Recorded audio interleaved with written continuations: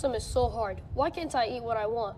Why do I have to pray 5 times a day? I no longer believe that women should submit to me or women being inferior to men. I'm an ex-Muslim from the UK. I left Islam a year ago. I left Islam about 7 years ago after discovering rather unpleasant details and practices of Prophet Muhammad.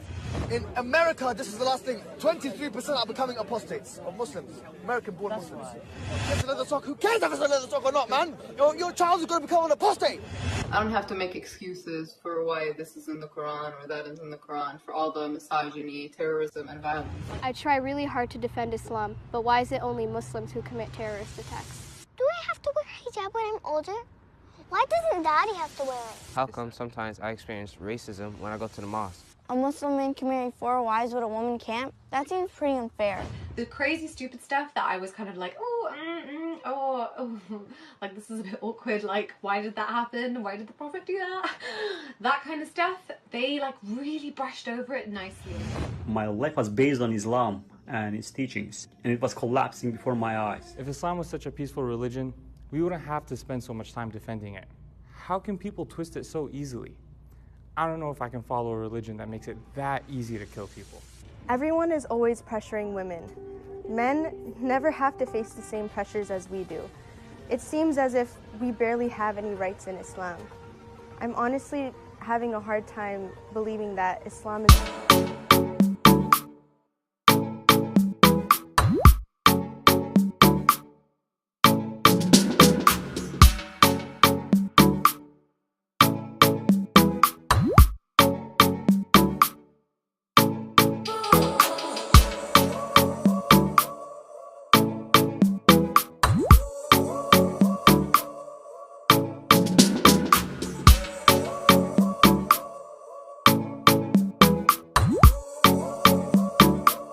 In America, this is the last thing, 23% are becoming apostates of Muslims, American-born Muslims. If it's a leather sock, who cares if it's a leather sock or not, man? Your child is going to become an apostate. And I think even some of these scholars, these Muslim imams, I think some of them are ex-Muslim, but they obviously have too much to lose. These new Western reform versions of Islam is something that is never going to happen, and it's actually dangerous because it's suggesting to the West that there is a version of Islam that is not going to harm you.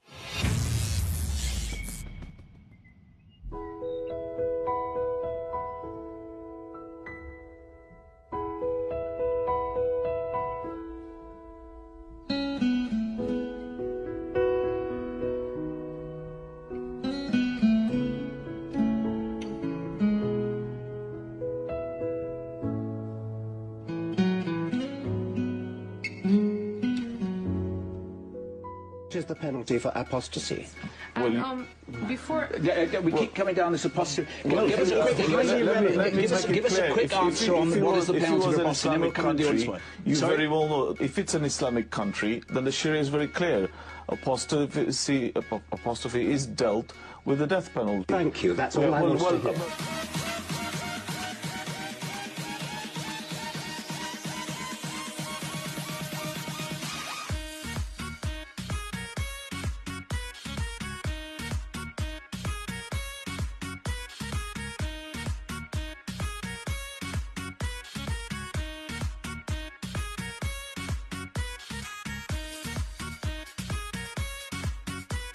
I especially want to look at one aspect, the punishment of apostasy. When a person in an Islamic state apostatizes, leaves religion, let Allah be a witness that I'm telling the truth, that the punishment for apostasy is death. Anybody telling you on a member anything else, wallahi lazim. Talk to too many people who have left the faith of our own children. And they say to me, we were taught lies. We were taught truths. It's not correct what we were taught.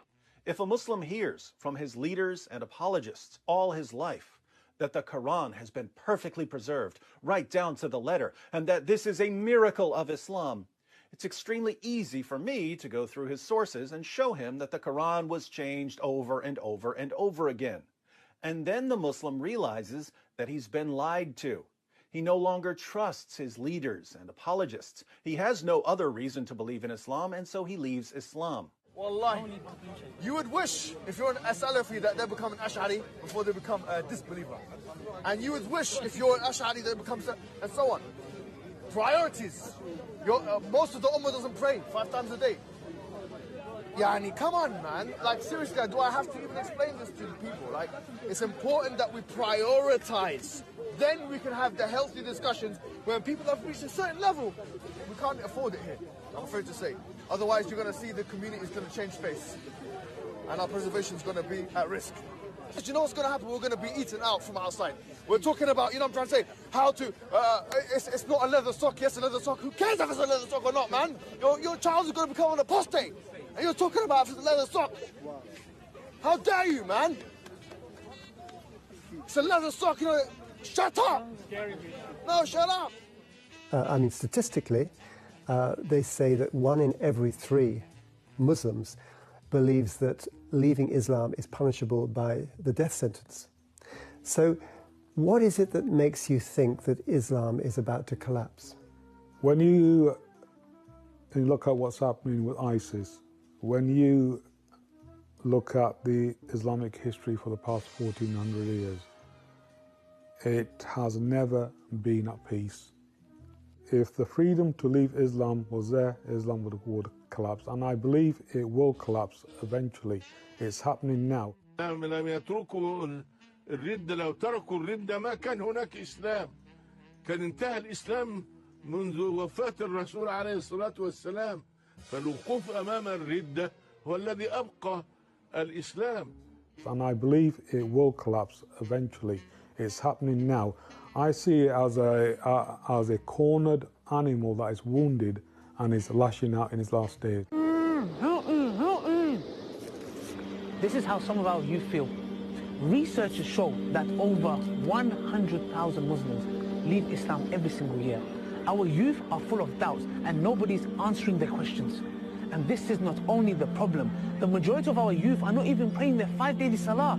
I think ISIS helped a lot with that too. Yeah, no kidding. ISIS, the Muslim parents who are protesting at the Birmingham schools, like these kinds of images, they did help a lot. Yeah, because like after 9/11, that was the thing that really shook my faith, where I was like, do I want to identify with the same ideology of these murderers? Do I want to be connected to these men in any way? Like, it really makes you start to question the ideology more. Like, you're not just living your life as a cultural Muslim and not really paying attention. These are my people. Like, wow, this is my community. I'm a part of this. And people were seeing that with ISIS. Like we talked earlier about how Muslims, they never read the Quran. They never read anything. They don't know. They're just living their lives. But when they see what ISIS is doing, and then they're like, what the hell? How are they Muslim and doing that? That doesn't make any sense. But then they get the counter argument, says, well, did you look at the Prophet's life? Did you see what he did? They're basically copying him. They're following the same footsteps. And then they start doing their homework. And then it's like this moment of like, holy shit. Favorite video that I've seen with you is the apostasy tsunami. Great commentary. That calmed down my soul a bit. The rise of apostasy. People are leaving Islam at unprecedented rates. The narrative of Islam being the fastest growing religion is no longer true. The Muslim community is now in damage control from this new threat. Dr. Bilal Phillips, in a recent Friday sermon, openly has warned the Muslim community that apostasy will come like a tsunami. And if we don't take constructive steps to deal with this, it is going to become an avalanche, a tsunami that is going to hit our community in such a way that we will have a very difficult time standing. It will knock us over. The tides are turning. In real life, I know many people who have left Islam, but the majority cannot come out publicly due to family pressure, social pressure, and community pressure. The number of ex-Muslims who are out is still a very small number. I personally know many individuals who admitted to me that they left Islam but cannot come out in the open. They cannot even tell their own brother or sister. They cannot tell their mom and dad. Some of them can't even tell their wife. Recently, an online conference was organized by 10 leading Islamic preachers to discuss the problem and tackle it. This is something I've never seen before growing up as a Muslim. Courses like this were unheard of. There's statistics as well to back up these claims. Bashir Mohammed, senior researcher at Pew, has stated that 23% of American Muslims no longer identify as Muslim. This means that as many people are leaving Islam as converting to it right now.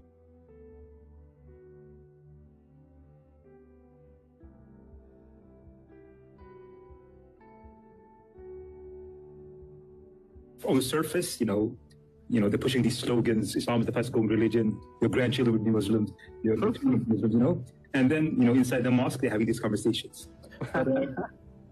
That is exactly what is happening in the Muslim community.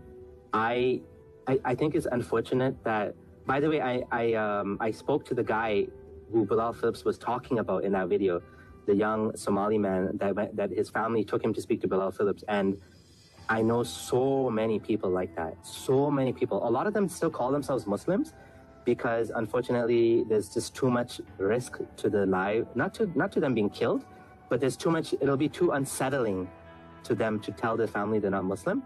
Either the wife will leave them, the parents will, have a breakdown. One guy I know, he's in his 40s and he doesn't want to tell his parents because they're in the 70s and 80s. And he doesn't want them to have like a heart attack or something. So I think it's just, we're not quite there yet that people can come out, but there's so many ex-Muslims, it's not even funny, So,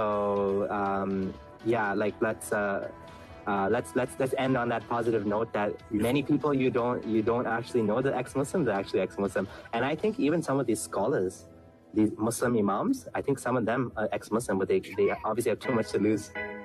All right, but They are ex-Muslims, people who are leaving Islam entirely.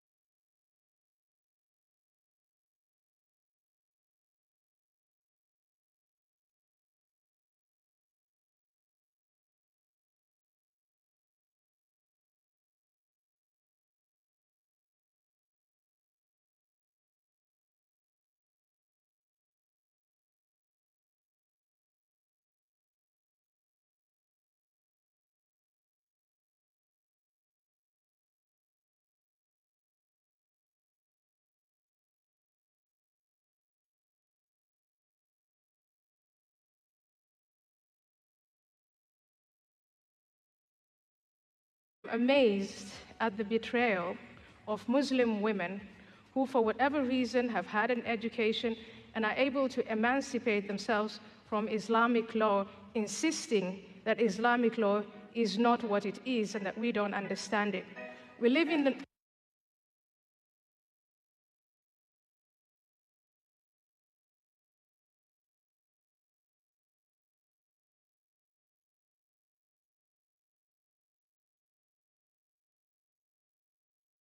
from Islam to any other religion, the punishment should be death. I was attacked from nowhere. I didn't see it coming. I knew I had to get out or that was it. What do you think your brother will do if they find out you're an atheist? Kill me, maybe.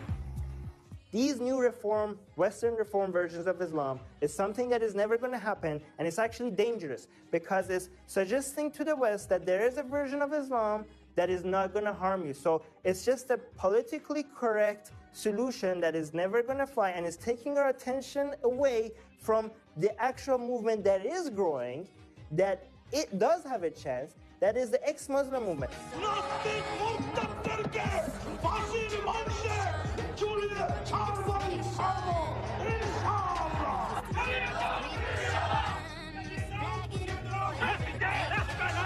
the hellfire is waiting for anyone who is rejecting Allah and His Messenger. Moreover, their families, they should not continue having any kind of relationship with them.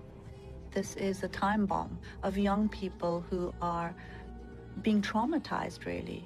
Let me tell you something. Islam is very powerful. It's super powerful. It has the oil, the money, the countries. This is in the 21st century. This is in the free world. Where are your priorities? While we die there, you're all thinking about Islamophobia.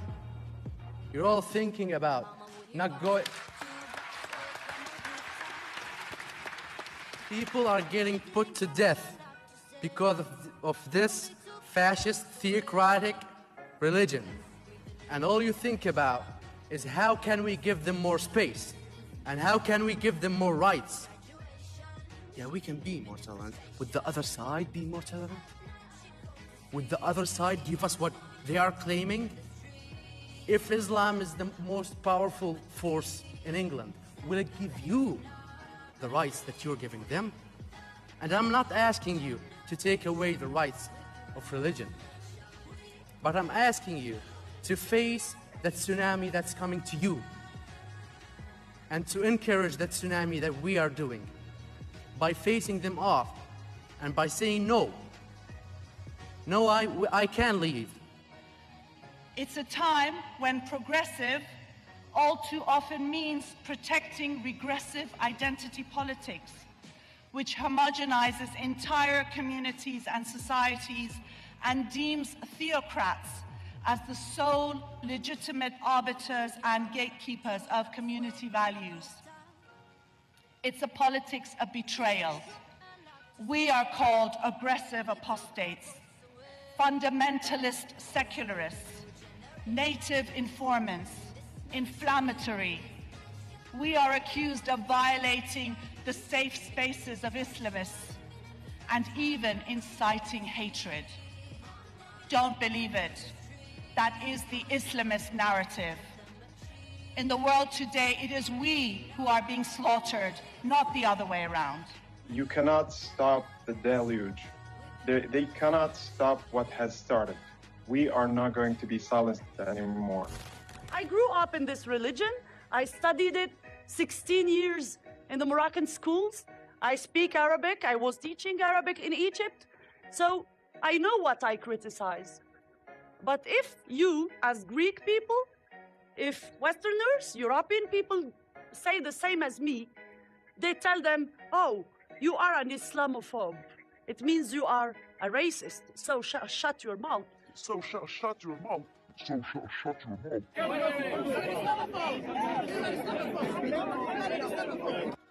Islamophobia does not exist.